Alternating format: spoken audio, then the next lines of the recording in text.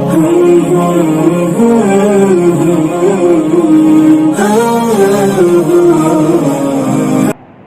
والسلام على رسوله محمد وآله وصحبه أجمعين أما بعد أعوذ بالله من الشيطان الرجيم بسم الله الرحمن الرحيم إن الله يأمر بالعدل والإحسان وإيتاء ذي القربى وينهى عن الفحشاء والمنكر والبغي يعظكم لعلكم تذكرون وقال النبي صلى الله عليه وسلم في الحديث من ذاق طعم الإيمان برز بالله ربا وبالإسلام دينا وبمحمد نبيا صدق الله العظيم وصدق رسوله النبي الكريم ونحن على ذلك من الشاهدين والشاكرين والحمد لله رب العالمين. قابل احترام دینی بھائیوں، بزرگوں، دوستوں، اللہ جل جلالہ و عم نوالہ کے ہر حکم میں انسان کی ہدایت اور کامرانی، چاہے وہ حکم سمجھ میں آتا ہو کہ نہ. اللہ نے جس کام کے کرنے کا حکم دیا ہو، اس لیے کہ وہ خالق کائنات اور رب العالمین ہے، ہمیشہ اللہ کی بندوں کے ساتھ یہ منشا ہے کہ میرے بندے کو خیر کیسے مل جائے. اس لیے کہ اپنا جو خیرخواہ ہوتا ہے، جو محسن ہوتا ہے، سامنے والے کی کبھی برائی نہیں چاہتا. اس طرح ماں باپ، ایک بچہ ہو، 2 بچے ہوں، 4 ہو، 5 ہو، 10 ہو، 12 ہو، لیکن ماں باپ اپنے بچوں کی کبھی مستقبل کا غلط نہیں سوچتے، اور ماں باپ کے اپنے بچوں کے ساتھ کوئی غلط سوچ نہیں ہوتی. وہ رب کائنات ہے، اس نے دنیا بنائی ہے، انسانوں کو بنایا ہے، تو وہ بھی اس کی بھی ایک منشا ہے کہ اپنے بندے کو خیر کیسے ملے. اس لیے اس نے بہت ساری چیزیں کرنے کا حکم دیا اور بہت ساری چیزوں سے روکا، یہ کرو یہ مت کرو. مؤذن جب اذان دیتا ہے حی علی الصلاۃ کے ساتھ حی علی الفلاح بھی، کہ نماز کا حکم کامیابی کے لیے، تو خالی نماز کے لیے نہیں، اعمال حسنہ جتنے بھی ہیں، من یطع اللہ ورسولہ فقد فاز فوزا عظیما، کہ اللہ کے ہر حکم میں کامیابی ہی کامیابی. خالی نماز کے اعمال جتنے بھی ہیں کہ اس میں اللہ کی طرف سے جو حکم ملا ہے وہ اللہ و رب العالمین وحدہ لا شریک لہ، کہ اس کے ہر حکم میں بندے کی کامیابی بلکہ دنیا اور آخرت کی خیر اور بھلائی اس میں چھپی ہے. وہ تو جب بندہ اس کام کو کرتا ہے تو اللہ جب اس کو دیتا ہے پھر پتہ چلتا ہے کہ اس میں میری کتنی بڑی بھلائی ہے اور کتنی بڑی میری خیر ہے. اس لیے دین کا ہر حکم، آدمی کو موقع ملے، آدمی کے پاس فرصت ہو اور کرنے کی صلاحیت اور استعداد موجود ہو تو وہ کام کو کر لینا چاہیے. ٹال بٹول نہیں کرنا چاہیے بعد میں جیسا ہمارے سامنے تقاضے آتے ہیں دین کے، یہ 4 مہینے چلے 3 دن. آدمی جب ٹالتا رہتا ہے تو پھر وہ ٹالتے ٹالتے موت کے قریب پہنچ جاتا ہے. ایک وقت وہ آتا ہے کہ وہ آدمی کرنا چاہتا ہے نہیں کر سکتا، کرنا چاہتا ہے. بہت سارے بیماری نہیں ہوتی، حالات نہیں ہوتے، آزمائشیں نہیں ہوتی، اور اللہ کی عجیب قدرت ہے کہ آزمائشیں اور حالات بندے کو قریب کرنے کے لیے آتے ہیں. بعض تو کیا سمجھتے ہیں کہ اس کی گناہوں کی نحوست پر یہ حالات آئے ہیں، یہ غلط بات ہے. یہ سوچنا ایمان والے کے لیے زیبا نہیں ہے کہ بندے پر حالات ہیں، پریشانیاں ہیں، تکلیفیں ہیں، تو اس کی گناہوں کی وجہ سے میں کون سی کھیت کی مولی ہوں کہ میں اس طرح اس کے ساتھ بدگمانے رکھوں. میں کیسے اس چیز کو سوچ سکتا ہوں؟ کیوں حالات آئے ہیں، کیوں پریشانی آئی ہیں، کیوں تکلیف آئی ہیں، وہ اللہ بہتر جانتا ہے. ہم اس کے لیے اچھا گمان رکھیں. اچھے گمان کا قرآن میں حکم ہے کہ بندوں کے ساتھ اچھا گمان، بلکہ حسن ظن پر تو مغفرت کے وعدے ہیں. حدیث میں آتا ہے اللہ کے رسول علیہ السلام نے ارشاد فرمایا حسنوا موتاکم، کہ مرے ہوئے جو ہیں مردار، جو میتیں ہو گئیں، جو قبر میں پہنچ چکے، جو مرحومین ہو چکے ہیں، ان کی اچھائیاں بیان کرو. اس کی حکمت میں لکھا ہے علماء کرام نے کیوں کہ جب چند لوگ اس کی تعریف کرتے ہیں، اس کی اچھائیاں بیان کرتے ہیں، تو اللہ کو غیرت آتی ہے کہ زمین پر میرے بندے کو اس کی تعریف کرے اور میں اس کو قبر میں عذاب دوں. اس نے ظن پر اللہ اس کی مغفرت کر دے. تو آزمائشیں اور حالات بندوں کی گناہوں کی وجہ سے نہیں بلکہ قریب کرنے کے لیے. اللہ پاک یہ کہتا ہے میرے بندے میں تیرا خالق اور مالک، میں نے پیدا کیا، موت بھی میرے حکم سے آئے گی، تو ادھر ادھر کیوں منہ موڑ رہا ہے، کیوں ادھر ادھر اپنا منہ مار رہا ہے. میں رب ہوں، سب سے بڑا ہوں. اللہ اکبر اللہ اکبر. تم سب چھوٹے ہو، میں بڑا ہوں، اور چھوٹوں کا حق بنتا ہے کہ وہ بڑے کے پاس آئے. تو آزمائش اللہ کی طرف سے جب آتی ہیں تو بندوں کے قریب کرنے کے لیے آتے، قریب کہ بندہ اللہ سے قریب ہو جاتا. تو آزمائشیں ڈال کر، حالات ڈال کر اللہ چاہتا ہے کہ میرے بندے تو ادھر ادھر کیوں جا رہا ہے، تیری بھلائی تیری کامیابی کہاں ہے وہ میں خود جانتا ہوں. حالات پریشانیاں اس لیے کہ ظاہر سی بات ہے جب ماں باپ اپنے بچوں پر قدوغن نہیں کریں گے، ان کو روکیں گے ٹوکیں گے نہیں، تو بچہ ادھر ادھر دوڑتا رہے گا. اس کو سمجھ میں راہ راستہ سمجھ میں نہیں آئے گا کہ سیدھا راستہ میرا کہاں ہے. لیکن ماں باپ کی ٹوک پر، ماں باپ کی روک پر بچہ سمجھتا ہے کہ میں غلط راستے پر جا رہا ہوں. حالات اور پریشانیاں اللہ کی طرف سے روک ہوتے ہیں، ٹوک ہوتی ہے اللہ کی طرف سے، میرے بندے تو غلط موڑ پر جا رہا ہے، غلط راستے پر جا رہا ہے. اور ایک بات عجیب یہ بھی ہے کہ جب اللہ قریب کرتا ہے بندے کو، قرآن پاک میں اللہ نے کیا ارشاد فرمایا، یا عباد الذین اسرفوا علی انفسہم لا تقنطوا من رحمت اللہ ان اللہ یغفر الذنوب جميعا انہ هو الغفور الرحیم. بندہ گناہ کرتے کرتے کرتے کرتے اتنے وہاں تک پہنچ جاتا ہے کہ وہ ناامیدی اس کے دلوں میں آتی کہ اب میرے گناہوں کی بخشش نہیں ہے. اللہ نے اس وقت امید دلائی، میرے بندے تو نا امید ہو کر میری ذات سے تو نا امید ہو کر کہاں جائے، نا امید مت ہو. مولانا ابراہیم صاحب اس کی مثال دیتے ہیں کہ بندے کا سب سے بڑا گناہ، ایمان والے کا سب سے بڑا گناہ اور اللہ کی رحمت. اس کی مثال ایک عورت دریا کے کنارے پر میلے کچیلے کپڑے لے کر دھونے جاوے تو اس میں جو میل نکلے وہ بندوں کے گناہ، اور سامنے جو سمندر ہے دریا ہے وہ اللہ کی رحمت. کہ بندوں کے گناہوں کو اللہ معاف بھی کرتا ہے اور ساتھ ساتھ میں جب اس کی پکی اور سچی توبہ ہوتی ہے تو اللہ کے راستے بھی نکالتا ہے، رحم بھی کرتا ہے. ہاں وہ بڑا کریم بڑا رحیم ہے. اس لیے اللہ کی ذات کے ساتھ تعلق ضروری ہے. ہاں ابھی سونے کا وقت نہیں ہے، ابھی شیخ صاحب نے کہا سونے کا وقت نہیں ہے، گناہوں کا زمانہ نہیں ہے، نافرمانی کا زمانہ نہیں ہے. کب تک ہم اللہ کو ناراض کرتے رہیں گے؟ ناراض کرنے والے دنیا میں بہت ہے. ایمان والا اللہ کا نام لے رہا ہو، اللہ کے رسول علیہ السلام کی محبت کے دعوے کرتا ہو اور وہ پھر اللہ کو ناراض کرے. ناراض کرنے والے دنیا میں بہت ہیں. ایمان والا بھی اس میں لگ جائے گا، اللہ کے حکم کی نافرمانی کرے گا تو پھر اللہ ناراض نہیں ہوگا تو کیا ہوگا؟ آج زمین اور آسمان کے تیور بتلاتے ہیں ہمارا خالق کے مالک جو 70 ماؤں سے محبت کرنے والا رب ہم سے ناراض ہو چکا ہے. چاروں طرف حالات حالات حالات حالات.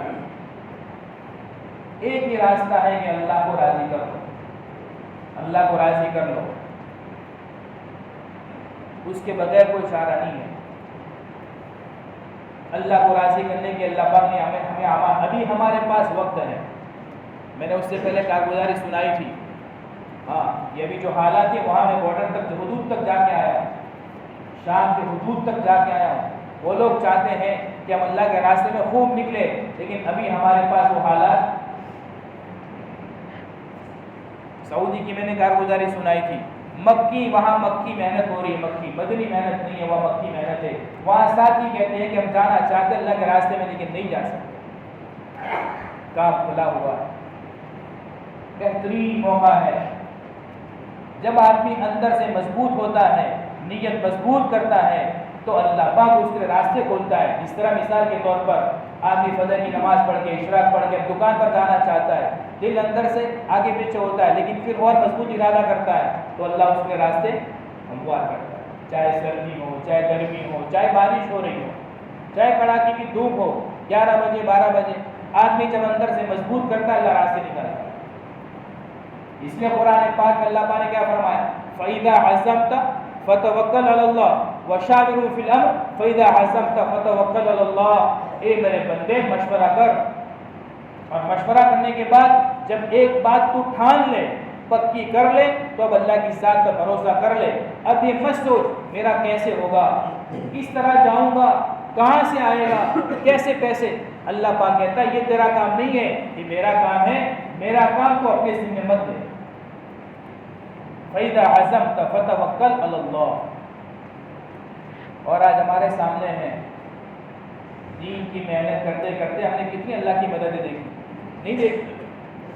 بولو بھائی، اللہ کے راستے میں جو نکلے ہوئے ہیں کیا اللہ کی مددیں نہیں دیکھی؟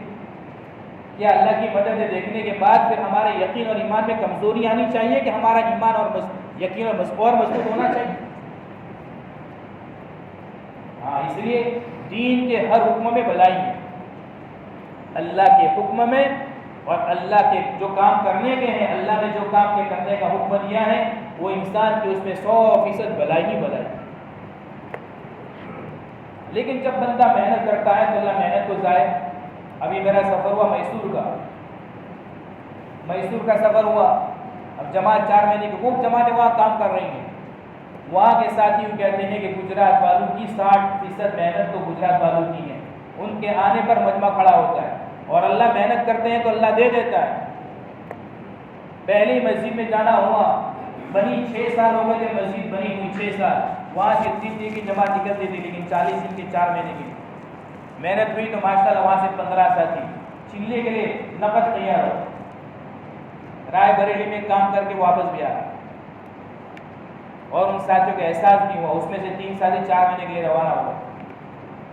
بندہ جب اخلاص کے ساتھ اچھی نیتوں کے ساتھ محنت کرتا ہے تو اللہ اس محنت کو کرائے کا نہیں کرتے بلکہ اس محنت کے اللہ کا قدر کرتے ہیں، ہماری نیت صحیح ہے۔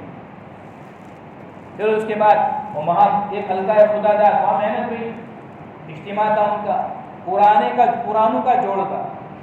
اب پرانوں کا جوڑ کہ وہاں پر بس یہ بات ہے، پرانوں کا جوڑ وہ تشکیل وغیرہ مت کرو، خالی پرانوں کا جوڑ ہے، وہاں ترتیب سمجھائی جائے گی۔ میں نے سمجھایا کہ پرانوں کا جوڑ ہے، موقع بہترین ہے، ہم اس سے فائدہ اٹھاویں، جماعتیں اگر نکلتی ہوں تو کیا حرج ہے۔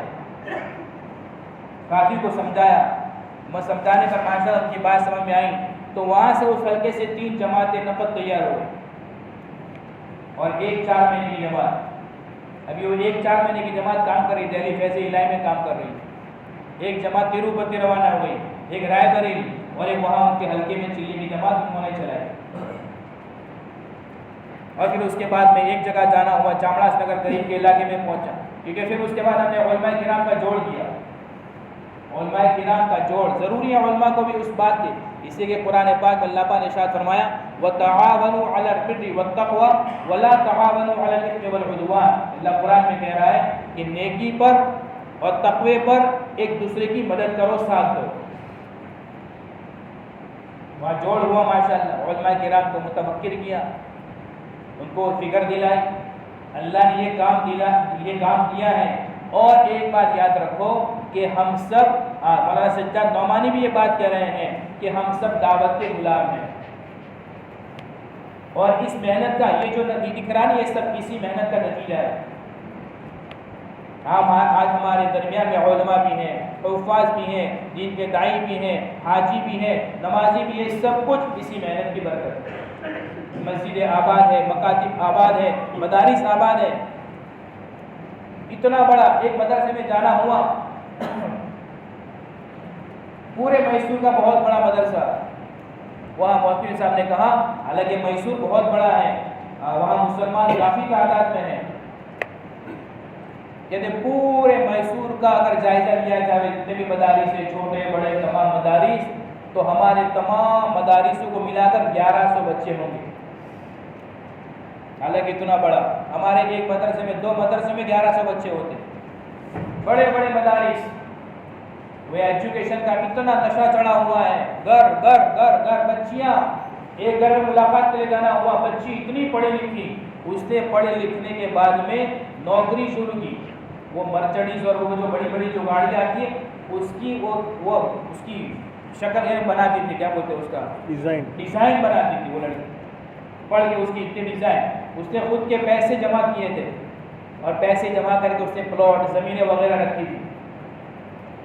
اور پھر جب اس کی شادی ہوئی تو ماشاءاللہ شادی بھی داعی ملا، الحمدللہ اس نے محنت کی، تو گھر والی نے وہ سب بیچ کر اللہ کے راستے میں امریکہ اور بیروت کا سفر ہوا.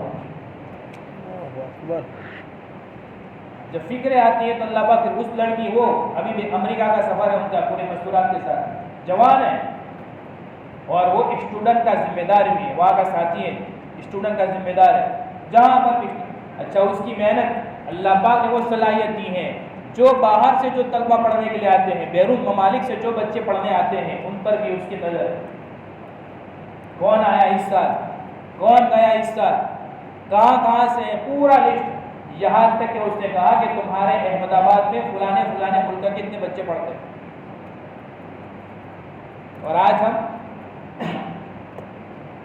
بیرون، جوانے 2 بچے چھوٹے چھوٹے، اللہ نے بیرون کے سفر کروائے اور ہم جہاں تھے وہیں ہیں.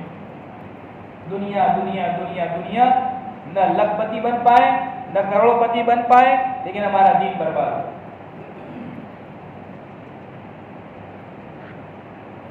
اس کے بعد چاملاس نگر جانا ہوا، علماء کی محنت، علماء کا جوڑ ہوا، ماشاءاللہ ان کو فکر دلائی.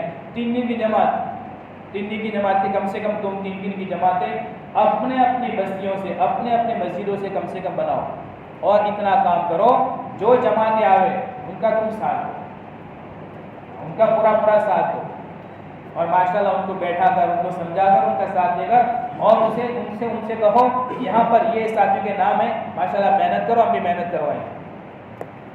اس کے بعد وہاں جانا ہوا، ماشاءاللہ وہاں پر بھی ساتھیوں پر محنت ہوئی. مرکز ہے وہاں، مرکز کافی سالوں سے جماعت نہیں نکلی، پہلے ہی مرکز پر ہم نے محنت کی، وہاں جماعت نقد تیار ہوئی.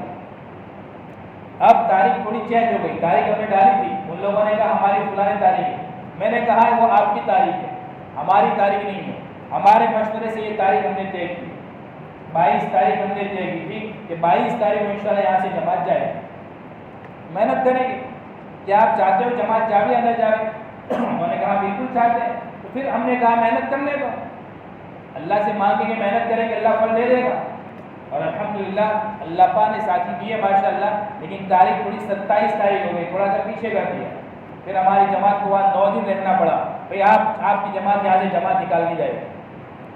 ماشاءاللہ وہاں سے جماعت نکلی. چیلے کی جماعت پونا کام کر رہے ماشاءاللہ، وہ پونا گئی اور ماشاءاللہ کام کر کے روانہ بھی. اس کے بعد پھر کہا کیا کریں گے، تو ایک ساتھی ذمہ دار تھا، اس نے کہا ایک رائے دیتا ہوں آپ کو، یہاں پر کافی پرانے ساتھی ہیں جن کا 10 سال ہو گیا، 12 سال ہو گیا. ایک ساتھی کے پاس گئے، اس کو پوچھا کتنا وقت ہو گیا، کہ 3 دن 40 دن 4 سے لے کر 22 سال ہو گئے. کتنے سال؟ پھر میں نے کہا اللہ نے دماغ میں بات ڈالی، اللہ کا شکر احسان ہے تمہارا چیلا اتنا زبردست لگا کہ چیلے کی چارجنگ 22 سال تک رہی تمہاری.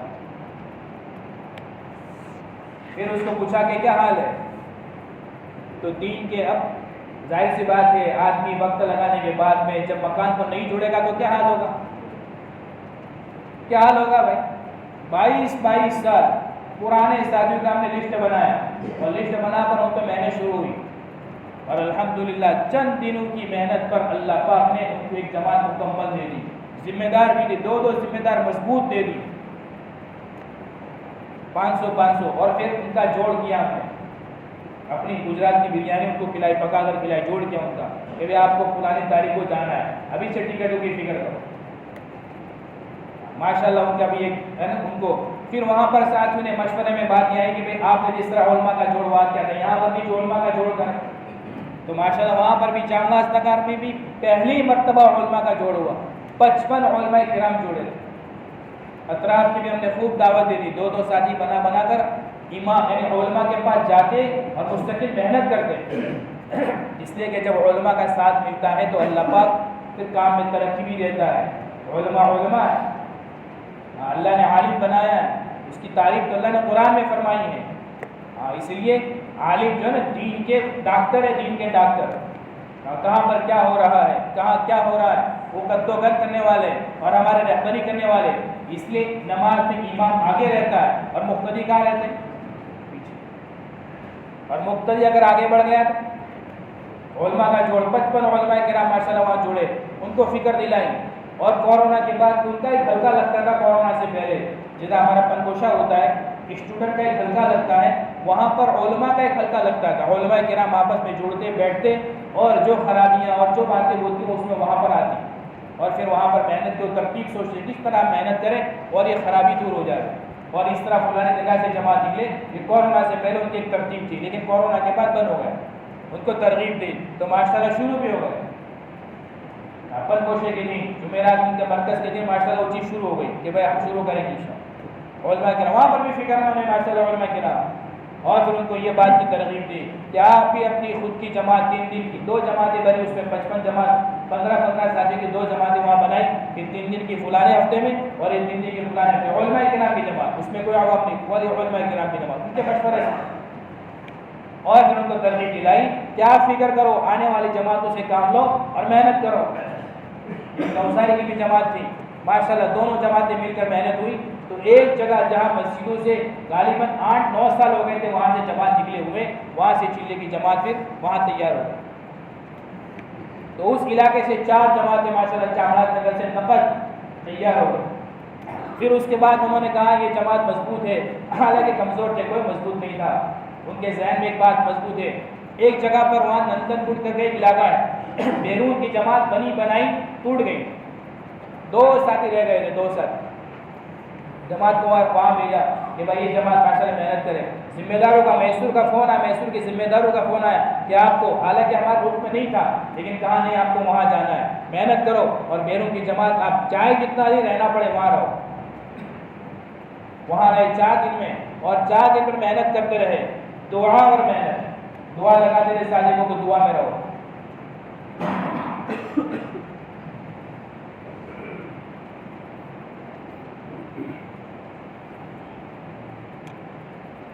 تو ساتھی کو دعا میں لگاتے محنت کرتے. 4 دن کی محنت سے اللہ نے بیرون کے 9 ساتھی دے دی. حالانکہ 8 ساتھی جاتے ہیں تو 1 ساتھی ایکسٹرا لے لیا، کبھی آگے پیچھے ہو جائے تو یہ 9 ساتھی ماشاءاللہ وصولی کے ساتھ 10-10 ہزار روپے اور پاسپورٹ. ایک ساتھی کا پاسپورٹ رینیو میں گیا ہوا تھا تو 9 ساتھیوں کے پاسپورٹ اور 10-10 ہزار روپیہ ماشاءاللہ پوری جماعت مکمل کر کے ان کے حوالے کر کے آ گئے. اب روک آیا نہیں آیا وہ تو بہتر اللہ بہتر جانے. تو آدمی جب صحیح محنت ہے نا، صحیح فکروں کے ساتھ اخلاص کے ساتھ اللہ سے مانگتے ہوئے محنت کرتا ہے، اللہ ضرور دے دیتا ہے. اچھا دوسری بات یہ تقاضے اللہ کیوں بیچتا ہے یہ بھی ہم سمجھیں. اللہ تقاضے دین کے کیوں بیچتا ہے؟ ابھی ہم نے مغرب کی نماز پڑھی، اب عشاء کی نماز آئے گی. کیوں؟ بار بار اللہ اپنے پاس بلاتا ہے، میرے بندوں میرے پاس آؤ، میرے بندوں میرے سامنے جھکو، میرے بندوں میرے ساتھ تعلق تمہارا خراب نہ ہو. یہ اللہ بار بار کیوں بلا رہا ہے؟ اس لیے کہ وہ خالق کائنات ہے، وہ ہمارا رب ہے، اس نے ہم کو پیدا کیا ہے. قرآن میں اللہ پاک فرماتا ہے نحن اقرب من حبل الورید، کہ میں تمہاری شہرت سے بھی زیادہ قریب ہوں. وہ اللہ ہماری ضرورتوں کو بھی جانتا ہے، ہمارے خواہشات، ہمارے نخرے، ہماری کیا کیا ضرورتیں، کیا کیا یہ اللہ سب کچھ جانتا ہے. اس اللہ کہتا ہے میرے بندوں میرے پاس آؤ اور مجھ سے مانگ کر یہ سب ضرورتیں پوری کرو. اس لیے دین کے ہر تقاضے کے پیچھے، دین کے ہر کام کے پیچھے خیر ہی خیر ہے. میں بات کر رہا تھا کہ اللہ کے ہر حکم میں ہماری دنیا اور آخرت کی بھلائی، دنیا اور آخرت کی کامیابی اور کامرانی اسی میں. اسے جو اللہ نے کام کرنے کا کہا ہے وہ کرے، اور جس سے رکا ہے ہمارے بڑوں پر اللہ نے یہ کام کا القاء کیا، اس کے زبردست فوائد ہے، فائدے ہی فائدے ہیں۔ اب اس سے پہلے میں نے کارگزاری سنائی تھی جارڈن میں بہت سارے ساتھی اردو میں ایسے بھی ہیں کہ اللہ نے بشارتوں کے ذریعے سے ان کو امتحان پر لگایا، خواب کے ذریعے سے کہ یہ کام کتنا عظیم ہے۔ اور آج ہم خود دیکھ رہے ہیں کتنی خرابیاں تھی چند سال پہلے، اور ماشاء اللہ اس کام میں لگنے کی وجہ سے کتنی خرابیاں سے دور ہو گئی، اور آج ہم اللہ والے بن گئے۔ اللہ کی ذات کے ساتھ ہمارا تعلق مضبوط ہو گیا۔ کوئی کام آتا ہے، کوئی پریشانی آتی ہے تو سیدھی نظر ہمارے اللہ کی ذات پر جاتی ہے، میرا تو اللہ ہے۔ سیدھی ہماری زبان پر یہی بات آتی ہے اللہ کریم، یہ آتے ہیں بھائی، سیدھا ہماری نظر کہاں جاتی ہے اللہ کی ذات پر۔ اگر اس کام میں نہ لگتے اور ہمارا تعلق دین کے ساتھ میں نہ ہوتا تو ہماری نظر کہاں جاتی؟ سیدھا اسباب کی طرف، چیزوں کی طرف۔ جیسا مثال کے طور پر رات کو بچہ بیمار ہو جائے تو ہماری نظر کہاں جاتی؟ کہاں جاتی نظر؟ چیزوں کی طرف، دواخانے کی طرف، ٹیبلٹ کی طرف، ڈاکٹر کی طرف سیدھی نظر جاتی ہے۔ 2 رکعت کی طرف، مصلی کی طرف نظر جاتی، نگاہ جاتی، صدقہ کی طرف نگاہ جاتی۔ بہت سارے لوگ ایسے ہیں کہ نگاہ ہی نہیں جاتی کہ صدقہ کریں۔ اب ایسے وقت میں جہاں دواخانے بنے، جہاں ڈاکٹر نہیں ملے گا، گولی میڈیکل بند ہوگا، کہاں کیا ملے گا؟ اور صدقہ کرو۔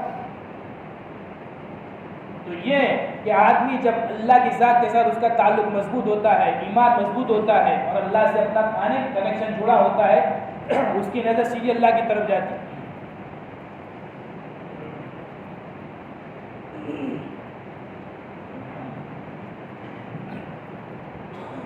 تو یہ کہہ رہا تھا کہ اللہ کی ذات کے ساتھ ہم اپنا تعلق مضبوط کریں۔ گناہوں کا زمانہ نہیں ہے، سونے کا زمانہ نہیں ہے۔ حالات دیکھ رہے ہو چاروں طرف حالات ہی حالات ہیں مسلمانوں پر، ہم پر بھی آ چکے ہیں۔ ہم اپنا ماضی یاد رکھیں، بھول نہ جاوے کہ ماضی میں کیا تھے اور کیا ہوا تھا، اور اس وقت ہم نے کس طرح اپنے حالات کو اللہ سے مانگ کر دور کروائے، کس طرح کیا۔ اس لیے سونے کا وقت نہیں ہے، اللہ کی طرف متوجہ ہو۔ وقت ہم اپنی ذات، ہماری تشکیل کون کرے گا؟ مجھے معلوم ہے میرا سال ہو گیا، 2 سال ہو گئے، 3 سال ہو گئے، 5 سال ہو گئے، مجھے اللہ کے راستے میں جانا ہے، میری تشکیل کون کرے گا؟ میں تشکیل کا محتاج ہوں۔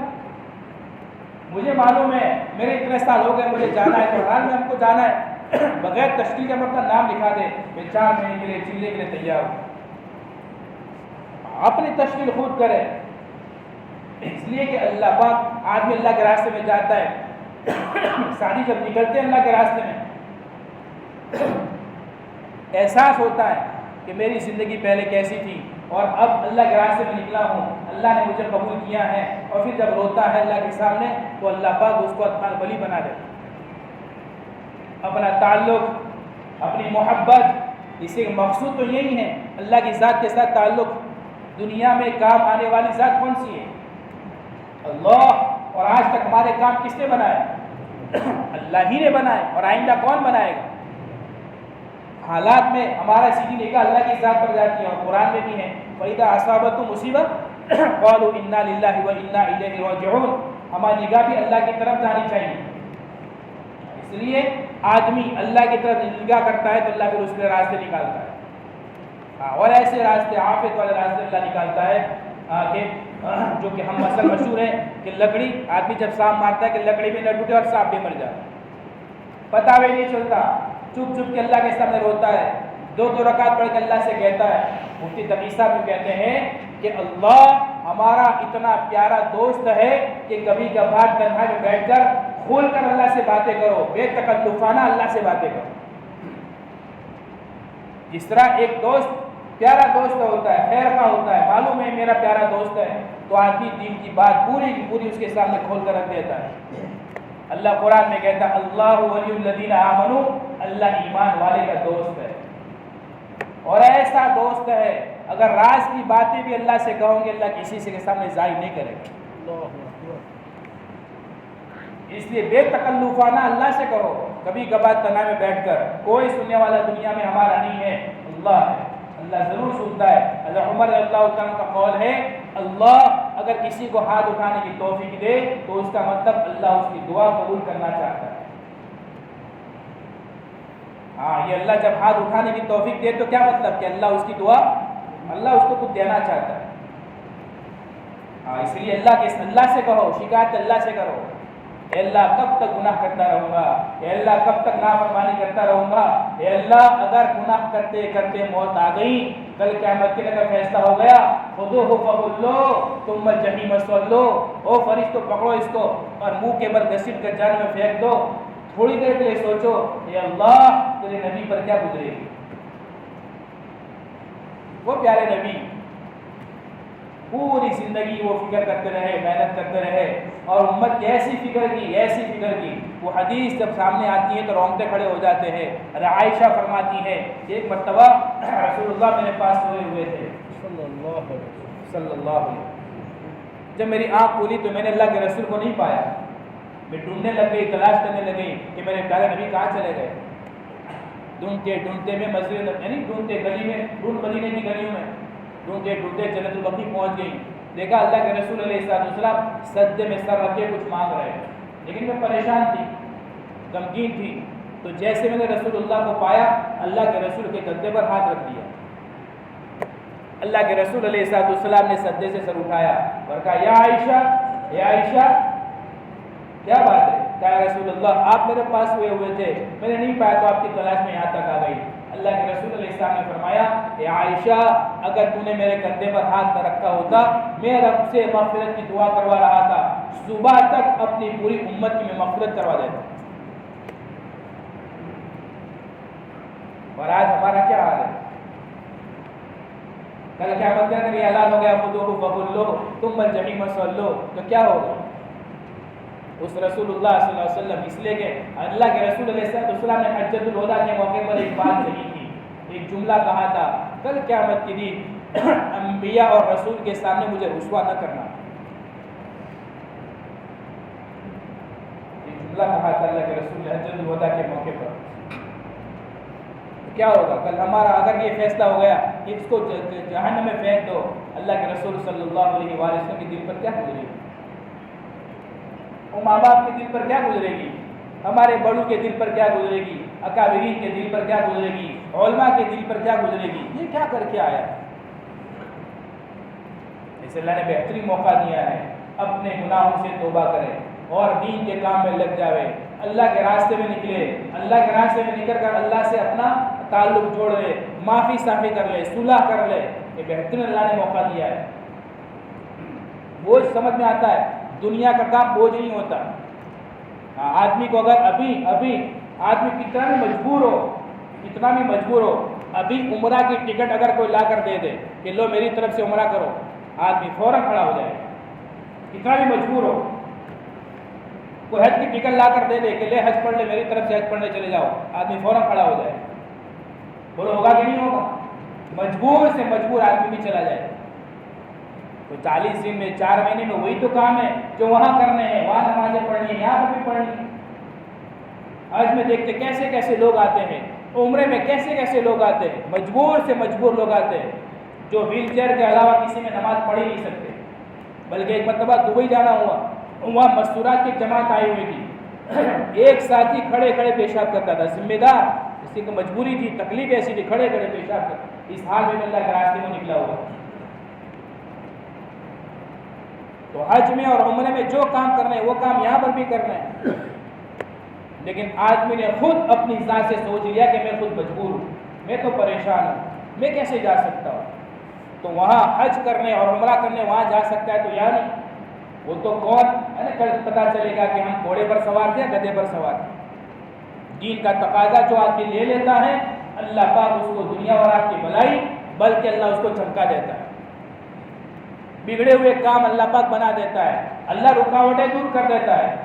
اللہ جب دل میں بات ڈالتا ہے, کسی کے دل میں بات ڈالتا ہے, ایسی بات نہیں آتی, بلکہ اللہ کی طرف سے مہمان بن کر وہ آتے ہیں. مہمان اچھے کاموں کے ارادے اور اچھے نیکی کے ارادے دلوں میں آنا, یہ اللہ کی طرف سے مہمان بن کر آتے ہیں. اور مہمان کیا ہوتا ہے, مہمان بن کر کیوں آتا ہے. رسول اللہ صلی اللہ علیہ وسلم کے پاس ایک صحابیہ عورت آئی اور کہا یا رسول اللہ میرے شوہر گھر میں کھانا نہیں ہے، فاقہ ہے، اور روزانہ ایک نہ ایک مہمان ضرور لے کر آتے ہیں، آپ ذرا ان کو منع کر دیں۔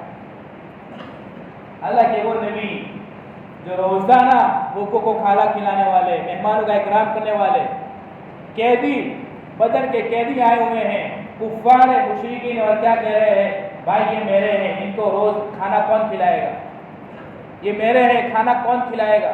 کوئی ایک، کوئی دو، کوئی تین، بدر کے قیدی کو لوگ لے جاتے تھے، 70 قیدی پکڑ کے لائے تھے، اور پھر اللہ کے رسول علیہ السلام کے اخلاق پر کافی لوگ اس میں سے مسلمان ہو گئے۔ تو اللہ کے رسول علیہ السلام نے کہا ٹھیک ہے، کہا ان کے شوہر آئے تو ان کو کہا اللہ کے رسول نے کہ میں ایک دن آپ کے گھر کا مہمان بننا چاہتا ہوں، لیکن ابھی تاریخ طے نہیں کرتا، جگہ یعنی دن طے نہیں کرتا، انشاءاللہ میں کہوں گا۔ ایک وقت اللہ کے رسول علیہ السلام نے کہا کہ میں کل تمہارے گھر کا مہمان بننے والا ہوں۔ خوش ہو گئے۔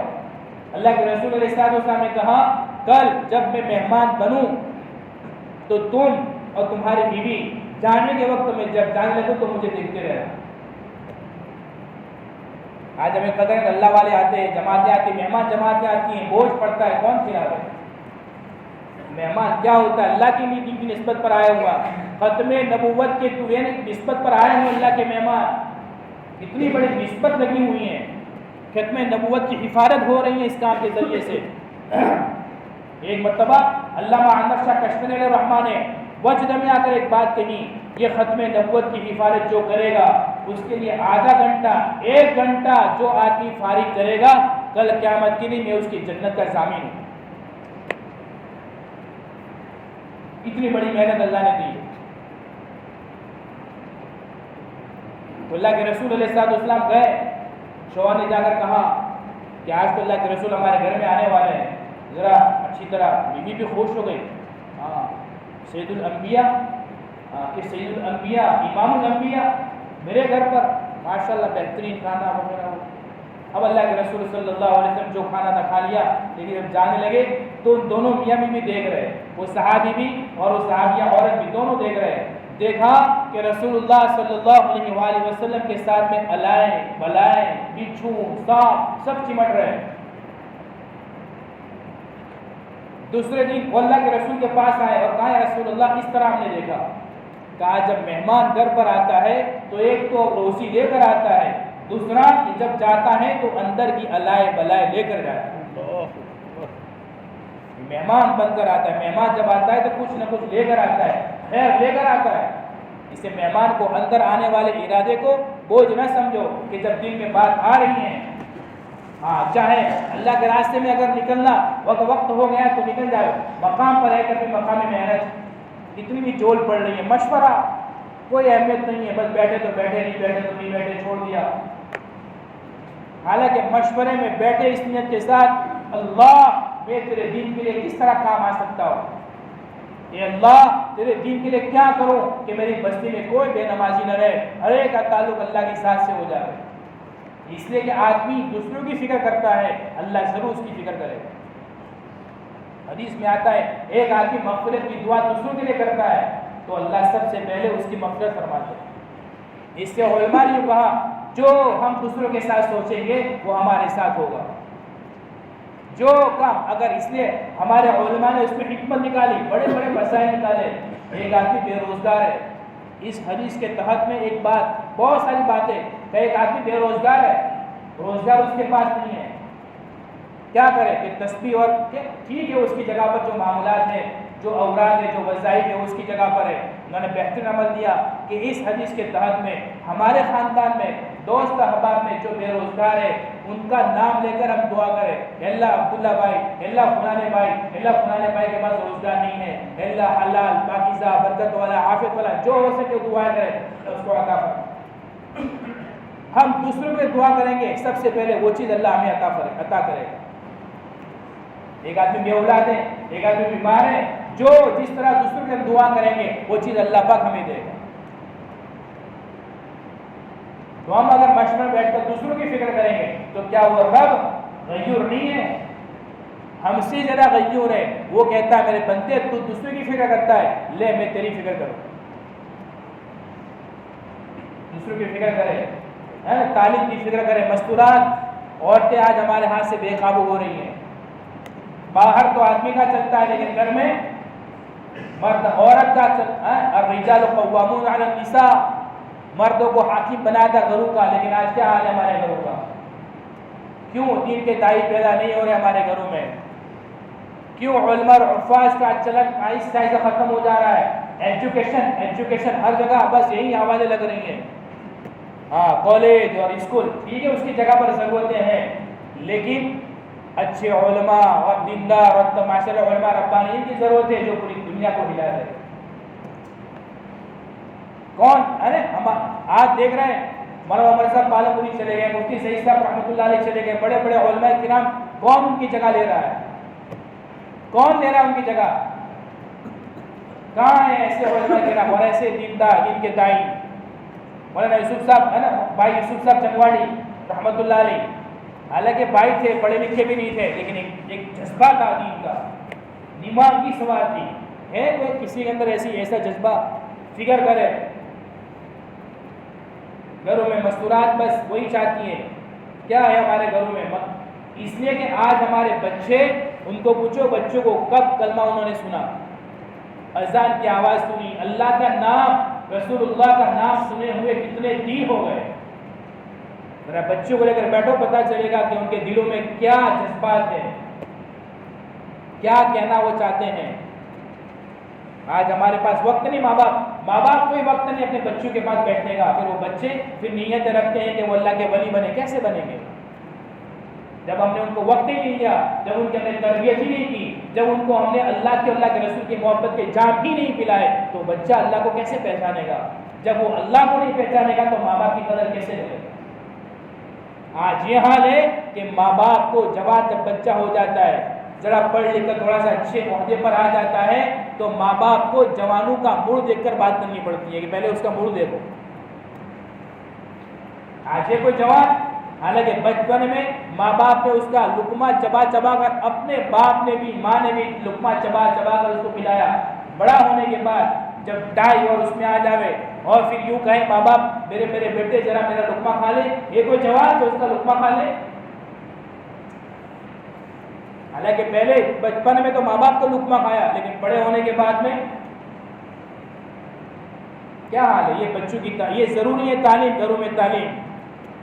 آہستہ آہستہ ہم سمجھتے ہیں کہ تعلیم کر کے کیا فائدہ؟ ارے تعلیم کا اثر ہوتا ہے، ہر چیز کا اثر پڑتا ہے. آپ چاہے اس کا اندازہ ہو کہ نہ ہو، چاہے دکھے کہ نہیں دکھے، لیکن بچہ جب اس کے کان میں اللہ کی آواز پڑتی ہے تو وہ ضرور اثر کرے گی. اس لیے کہنا ہمارے بڑے علماء ربانی کہتے ہیں بچے، دودھ پینے والے بچے ان کو بھی گود میں لے کر بیٹھو. دودھ پینے والے بچے بھی گود میں لے کر بیٹھو، وہ تعلیم سنیں گے، اللہ کے رسول علیہ السلام کی باتوں ان کے کانوں میں پڑے گی. میں مثال دیتا ہوں، بچہ جب پیدا ہوتا ہے پہلے دن، ابھی تو ایک گھنٹہ بھی نہیں ہوا، 2 گھنٹے بھی نہیں ہوئے، 1 دن بھی نہیں ہوا، اور پھر اس کو حکم دیا گیا، سنت ہے کہ اس کے داہنے کان میں اذان اور بائیں کان میں. بھائی کیوں؟ حالانکہ 1 گھنٹے کا ہے، ابھی تو بچہ 1 گھنٹہ ہوا ہے، 1 دن ہوا ہے، 3 دن ہوئے، اور اس کے کان میں یہ کیا؟ اس کو کیا پتا چلے گا؟ اس کو کیا احساس ہوگا؟ بھائی سمجھ میں آ رہی بات؟ حالانکہ سنت ہے، رسول اللہ صلی اللہ علیہ وسلم نے حکم دیا ہے کہ اس کے بائیں کان میں اذان اور دائیں کان میں. شریعت کے حکم میں بڑی حکمت ہے، شریعت کے حکم میں بڑی حکمت ہے. وہ چاہے سمجھے نہ سمجھے، لیکن اذان دو، اقامت دو، تکبیر کہو. اس طریقے پر ہمارے بچے چاہے سمجھے کہ نہیں سمجھے تعلیم، لیکن ان کے سامنے تعلیم کرو، اس کا اثر پڑے گا. لے کر بیٹھو مستورات کو، اور مسجد کی تعلیم پابندی کے ساتھ 2 گھنٹہ لگاؤ، ایک کی ایمان والے کی زیارت کرو، ایک کی. اور یہ احسان سمجھو اور یہ سعادت سمجھو، میرا اللہ اپنے ایمان والے بندے کے پاس بھیج رہا ہے. کیوں؟ ہو سکتا ہے اس کے پاس مغفرت کا سامان ہو. اللہ کی بڑائی گلیوں میں جا کر، ایک کے پاس جا کر بیان کرو، وہ اللہ خوش ہو جائے. ایک کی ملاقات کرو، اور خالی خروج کی دعوت مت دو. بس 4 مہینے نکل، چلے میں نکل، 3 دن میں، اس کے نماز کے ٹھکانے نہیں ہے. اس کا ایمان، پہلے ایمان کی دعوت دو، ایمان کے فضائل. پہلے 6 صفات ہے: ایمان، نماز، علم و ذکر، اور پھر اقرار مسلم اخلاص، پھر اس کے بعد 6 نمبر پر خروج ہے۔ ہم تو سب سے پہلے دعوتی خروج کی دیتے تھے، بھائی نکلو، چلو 28 تاریخ کا تقاضا ہے، 4 مہینے کا تقاضا۔ ارے بھائی پہلے اس کی ایمان کا حال تو پوچھو، اس کی نماز کی فکر تو کرو، اس کے علم و ذکر کا کیا حال ہے، اس کے اخلاق کا کیا عالم ہے، معاملات و معاشرت اس کی کیسی ہے، ذرا اس کی تو خبر لو۔ اور پھر اس کے بعد آخر میں اس کی تشریح کرو، بھائی اللہ سے معافی، اللہ سے توبہ، اللہ کے راستے میں نکل کر یہ سب جو چیزیں ہیں، ایمان کی کمزوری اور نماز کی کمزوری، اللہ کے راستے میں جائے گا، مشق ہوگی، اللہ ضرور تیری مدد کرے گا، نماز بھی بنا دے گا۔ اس طرح اس کی ملاقات کرو، اور 2 گشت پابندی کے ساتھ کرو۔ 2 گشت پابندی کے ساتھ، ہمارا پہلا گشت بھی پابندی کے ساتھ، 2 نمازوں کے درمیان کا وقت فارغ کرو۔ اور اللہ کے بندو یہ کام کو لازم سمجھ لو، اللہ کا احسان سمجھو کہ اللہ مجھ سے لے رہا ہے۔ قرآن کی آیت، اگر ہم نہیں ہوں گے تو اللہ نے تاتاری سے کام لیا ہے، حالانکہ وہ تاتاری جو پکے ٹھکے کافر و مشرک تھے، کئی ہزاروں کو انہوں نے قتل کیا، مسلمانوں کو قتل کیا ہے، لیکن جب مسلمانوں نے ناشکری کی تو اللہ نے ان کو کھڑا کیا، اور ایسا بہترین انہوں نے کام کیا، تاتاریوں کی تاریخ ہے۔ اس لیے اللہ کام لے رہا ہے، جب اللہ کام لینے پر آئے گا تو یوں مت سمجھو کہ دنیا برباد کر دے گا۔ یہ خیال کبھی نہیں آنا چاہیے دماغ میں کہ جو اللہ دین کا کام لے رہا ہے اس کے پیچھے جو ہماری ضرورت ہے اللہ غیب سے پوری کرے۔ قرآن کا وعدہ ان تنصر اللہ ینصرکم، اس لیے یہ نہیں کہ میں دکان بند کر کے کاروبار کو آگے پیچھے کر کے ترتیب بنا کر جاؤ، بند کر کے نہیں جانا۔ ہمارے کام میں کہ ترتیب ہے، ہمارے کام میں بند کرنا نہیں ہے، یوں موڑ کے، یعنی تھوڑا سا بند کر کے مت جاؤ، بلکہ تھوڑا سا ترتیب بنا کر جاؤ۔ ہمارے کام میں ترتیب ہے، مشورہ کرو، ترتیب بناؤ، لیکن جاؤ اللہ کے راستے۔ اس لیے اور اس کے پیچھے جو ہے آدمی کیا سمجھتا ہے میں بند کر کے اور یہ کر کے جاؤں گا تو میرا دنیا بنانے والا خوب جانتا ہے کہ میرا بندہ میری نسبت پر، میرے دین کی نسبت پر گیا ہوا ہے، اللہ اس کو برباد کیسے کر سکتا ہے؟ یہ ہماری ایمان کی کمزوری ہے، یقین کی کمزوری ہے کہ اللہ کی ذات کے ساتھ توکل نہیں۔ اس لیے یہ حکم ہے کہ ترتیب بنا کر پھر اللہ کے راستے میں، نمازوں کے لیے بھی جاوے تو ترتیب بنا کر، گشتوں میں بھی جاوے تو ترتیب، نکلو اللہ، یعنی کرو کام ہے، کرنے کے کام ہے، اور مہینہ ہو جائے تو کم سے کم 3 دن پابندی کے ساتھ اتنا تو کرو۔ بار بار آوازیں لگائی جاتی ہیں، 5 ساتھیوں کے ذریعے سے فکر مند کیا جاتا ہے اپنی مسجدوں کی جماعتیں 3 دن کی، اور یاد رکھو اللہ کے بندو، جس مسجد سے اللہ کے راستے میں چاہے 3 دن کی جماعت جاوے، اللہ کئی خیر نازل کر دے، اتنی ساری خیر اس بستی میں نازل ہوتی ہے۔ جس کی گشت ہوتا ہے، گشت اللہ اس گشتوں کے ذریعے سے کتنی ہدایتیں پھیلائے گا وہ تو ہمارے سامنے نہیں ہوتا۔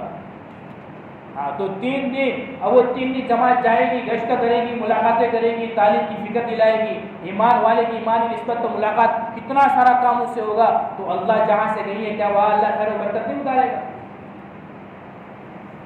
اس لیے 3 دن کی بھی فکر کرو، اور ہمارا یہ جو اتوار کے دن پنجوشا ہوتا ہے اس کو بھی مضبوط سے مضبوط بنانے کی فکر کرو، قیام کے ساتھ آنے کی فکر کرو، قیام کے ساتھ۔ اتوار کا دن تو ہوتا ہے رات کو ضرورت ہے، ہماری جو ضرورت ہے، ہفتے کی جو ضرورتیں ہے، جیسا بعض مرتبہ ہوتا ہے آدمی لمبا دور ہمارا مارکیٹ ہو تو آدمی 2-3 دن کی ضرورتیں لے کر آتا ہے کہ بھائی سبزی 2-3 دن کی لے لو، دودھ 2-3 دن کا لے لو، یعنی 1 مہینے کا راشن اپنے گھر میں بھر لو۔